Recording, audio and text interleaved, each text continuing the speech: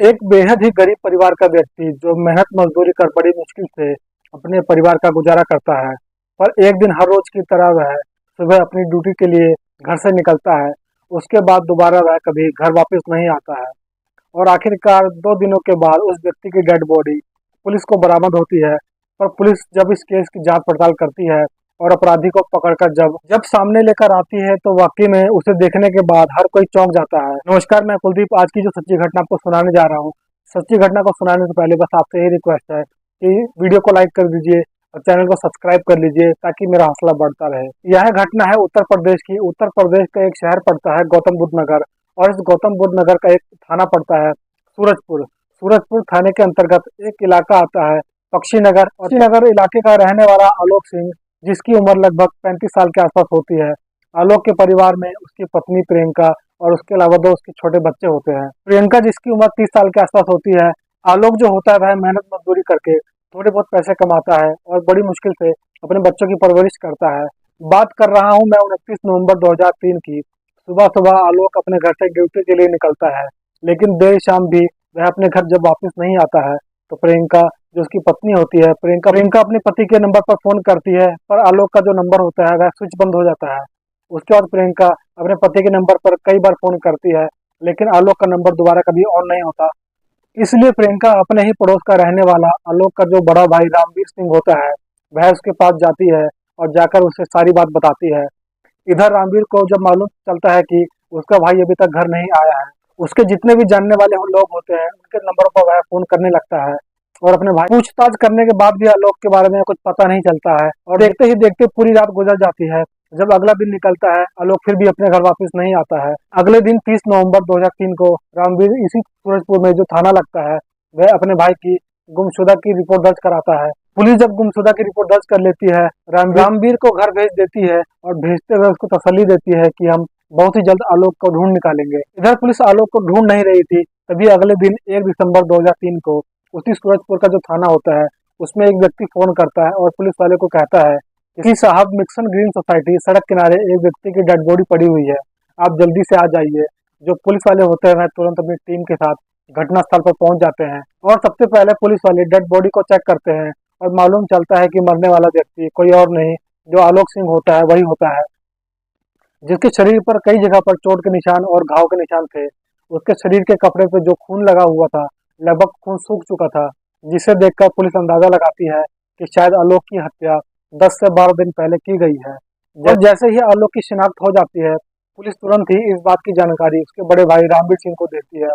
रामवीर सिंह जब घटनास्थल पर पहुंचता है, जब उस डेड बॉडी की शिनाख्त कर लेता है, पुलिस उस डेड बॉडी को अपने कब्जे में ले लेती है और पोस्टमार्टम के लिए भेज देती है और फिर रामवीर सिंह से पूछताछ करती है कि तुम्हें किस पर शक है कि तुम्हारे भाई की हत्या कौन कर सकता है। इस पर रामवीर सिंह पुलिस वालों को तुरंत जवाब देता है कि साहब, मुझे शक नहीं बल्कि पूरा यकीन है कि दरअसल मेरे भाई की हत्या किसी और ने नहीं बल्कि उसकी पत्नी जो प्रियंका है उसी ने की है, क्योंकि जो प्रियंका है उसका एक लड़के के साथ प्रेम प्रसंग चल रहा है जिसका नाम रवि कुमार है, जिसकी उम्र लगभग 26 साल है, जो कि मिक्सन ग्रीन सोसाइटी का रहने वाला है। रामवीर जब इस तरह की बातें पुलिस वाले से कहता है, पुलिस वाले फिर से रामवीर से सवाल करती है कि तुम्हें कैसे मालूम है कि प्रियंका और रवि के बीच में प्रेम प्रसंग चल रहा है। इस पर रामवीर पुलिस वालों को जवाब देता है कि साहब, मेरे भाई आलोक बेहद सीधा साधा इंसान था।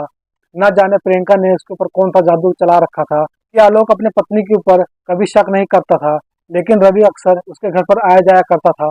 पुलिस रामवीर के कहने पर धारा 302 के तहत रवि कुमार और उसके दोस्त अशरफ अली के नाम पर नामजद मुकदमा दर्ज कर लेती है। फिर इन दोनों से पूछताछ करने के लिए उनके पैतृक गांव जाती है।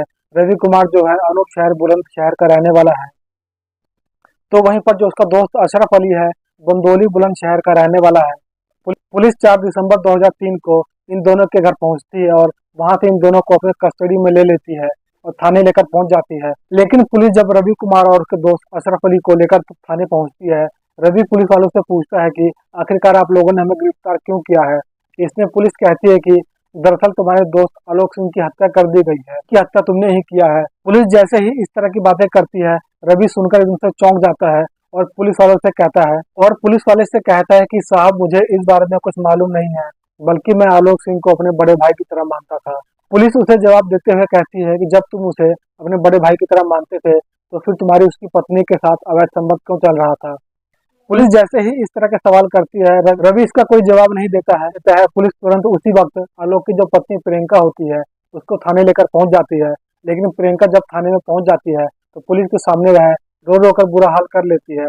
पुलिस जब प्रियंका से रवि के बारे में पूछताछ करती है तो प्रियंका भी पुलिस वालों से कहती है कि हाँ साहब, बिल्कुल यह बात सही है कि मेरा रवि के साथ प्रेम प्रसंग चल रहा है। तो उसकी पत्नी जो प्रियंका होती है वह कहती है कि सर, मैं कसम खा के कह रही हूँ, मैंने अपनी पति की हत्या नहीं करवाई है।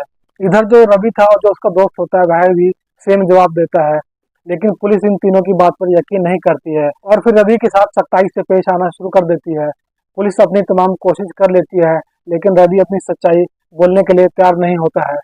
तभी रवि पुलिस वाले से कहता है कि साहब मुझे याद आ गया है कि साहब मुझे याद आ गया है, आलोक सिंह की हत्या किसने किया है। दरअसल प्रियंका का मेरे से पहले सर्वेश सिंह के साथ प्रेम प्रसंग चल रहा था। सर्वेश जो है आलोक सिंह के बगल में ही रहने वाला था। रवि पुलिस वालों से कहता है कि साहब 3 दिन पहले मैं और आलोक दोनों ने मिलकर सर्वेश की बुरी तरह से पिटाई की थी। पुलिस जब इस पिटाई के बारे में पूछताछ करती है तो रवि पुलिस वालों से कहता है कि दरअसल प्रियंका जब भी अपने घर से बाहर जाती थी, जो सर्वेश था वह तरह तरह की कमेंट किया करता था, जिस वजह से आलोक काफी गुस्से में आ गया था और इसी वजह से हम दोनों ने मिलकर सर्वेश की पिटाई कर दी थी। पिटाई करने की जब बात कहता है तो पुलिस फिर से रवि से सवाल करती है कि जब सर्वेश का प्रियंका से प्रेम प्रसंग चल रहा था तो आखिरकार प्रियंका को परेशान क्यों कर रहा था। इस पर रवि पुलिस वालों को जवाब देता है कि दरअसल प्रियंका का सर्वेश के साथ प्रेम प्रसंग चल रहा था। लेकिन जब प्रियंका का मेरे साथ प्रेम प्रसंग शुरू हुआ था उसके बाद प्रियंका ने सर्वेश को छोड़ दिया। रवि जब इस तरह की बातें पुलिस वालों से कहता है, न जाने पुलिस वाले भी रवि की बातों पर यकीन कर लेते हैं। इसलिए पुलिस वाले अब सर्वेश से पूछताछ करने के लिए उसके घर जाती है। लेकिन पुलिस वाले जब सर्वेश के घर पहुंचते हैं तो मालूम चलता है कि सर्वेश अपना घर छोड़कर फरार हो चुका है। जिस वजह से पुलिस को पूरा यकीन हो जाता है कि सर्वेश आलोक की हत्या के बारे में कुछ न कुछ जानता जरूर होगा। जब आलोक के बारे में कुछ मालूम नहीं चलता है, पुलिस अपने खबरियों को काम पर लगा देती है। तभी करीब 2 दिन के बाद एक खबरी थाने में जाता है और सर्वेश का लोकेशन बता देता है। दरअसल सर्वेश उस वक्त अपने फुफेरे भाई भूपेंद्र सिंह के साथ था। पुलिस को जैसे ही लोकेशन मिल जाती है, पुलिस अपनी टीम के साथ उस लोकेशन पर पहुंच जाती है और वहां से सर्वेश और उसके फुफेरे भाई भूपेंद्र सिंह इन दोनों को अपनी कस्टडी में लेकर थाने पहुंच जाती है और फिर सर्वेश से आलोक की हत्या के बारे में पूछताछ करती है। पुलिस जैसे ही अपनी शक्ति दिखाना शुरू करती है, आखिरकार सर्वेश मजबूर होकर अपनी सारी सच्चाई कबूल देता है। लेकिन सर्वेश जब इस हत्या की पूरी कहानी बताता है तो वाकई में उसे सुनने के बाद आलोक की पत्नी प्रियंका को अपने कानों पर यकीन नहीं होता है। दरअसल इस कहानी की शुरुआत होती है घटना से ठीक लगभग 2 साल पहले, जब प्रियंका और सर्वेश के बीच में प्रेम प्रसंग शुरू होता है। प्रियंका और सर्वेश के बीच में जब प्रेम प्रसंग शुरू होता है उसके बाद से प्रियंका सर्वेश को अक्सर अपने घर पर बुला लेती है।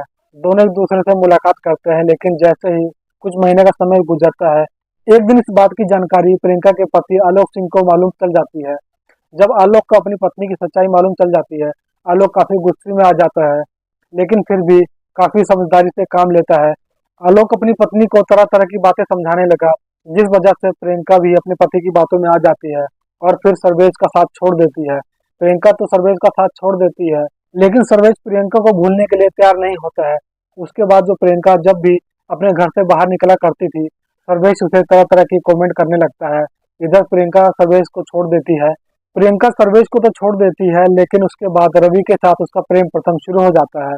क्योंकि रवि आलोक का ही दोस्त होता है, वह भी उसके घर पर अक्सर आया जाया करता था।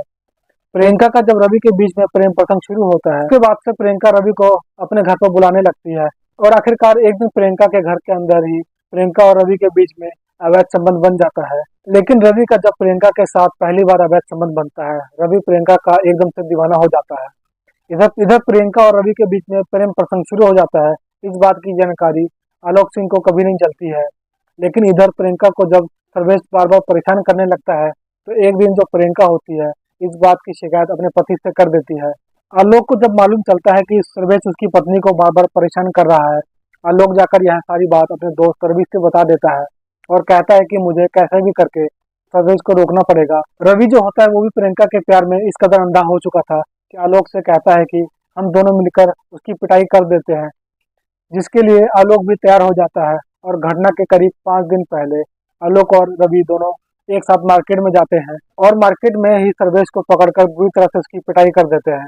हालांकि जब उसकी पूरी तरह से पिटाई कर देते हैं, सर्वेश भी इस प्रकार से गुस्से में आ जाता है कि उससे बदला लेने की ठान लेता है।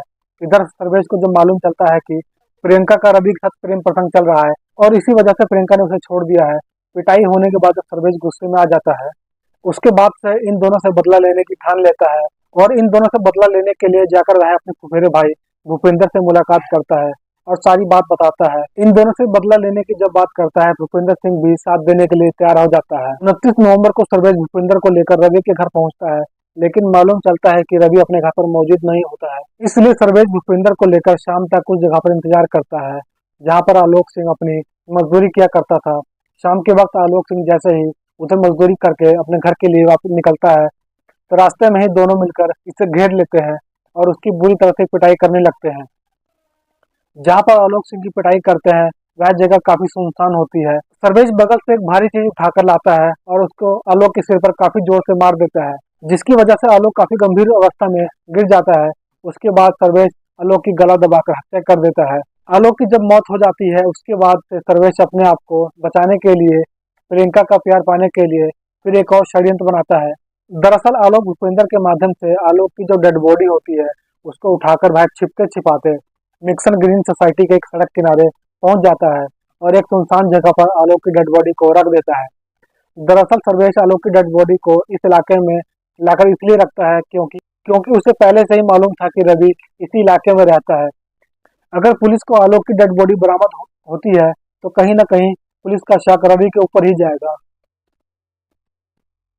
और फिर पुलिस रवि को गिरफ्तार करके जेल भेज देगी, जिस वजह से प्रियंका का प्यार उसे वापस मिल जाएगा। लेकिन शायद वह भूल चुका था कि इंसान जैसे कर्म करता है, एक न एक दिन उसे वैसा ही फल जरूर मिलता है।